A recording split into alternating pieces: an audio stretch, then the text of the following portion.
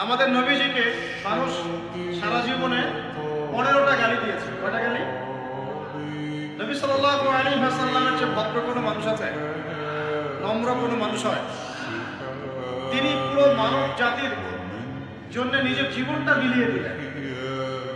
নবী হওয়ার পরে শান্তিতে ঘুমাতেন, রাতের একটা অল্প অংশ ঘুমাতেন, আবার উঠে নামাজ পড়তেন।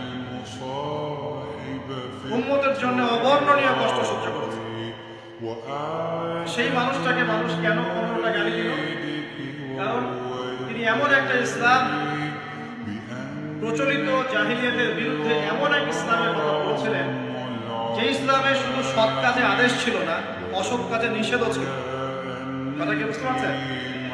যে ইসলাম শুধুমাত্র সৎ কাজে আদেশ করতো না, অসৎ কাজে নিষেধও করত। এখন দেখা যায় আমরা মাশাআল্লাহ নামাজ রোজা হজ জাকাত করি, তাসবিহ তাহলিল করি, দাড়ি টুপি রেখে ঘুরে বেড়াই, মনে করি যে আমরা প্রকৃত ইসলাম ফলো করছি। কোনো কোনো ক্ষেত্রে এই বিষয়টা সঠিক নয়। আপনি নামাজের দাওয়াত দিলে কেউ আপনাকে কিছু বলবে না। রোজা হজ জাকাত জিকির আজকার তাসবিহ তাহলিলের দাওয়াত দিলে কেউ কিছু বলবে না। যখনই আপনি বলতে যাবেন যে সারা বিশ্বে নির্যাতিত মুসলিমদের পক্ষে থাকতে হবে, তখনই সমস্যা। যখনই বলবেন সারা বিশ্ব জুড়ে হারাম সুখভিত্তিক যে অর্থনৈতিক সিস্টেম চলছে, ইসলাম এটা সমর্থন করে না, তখনই সমস্যা।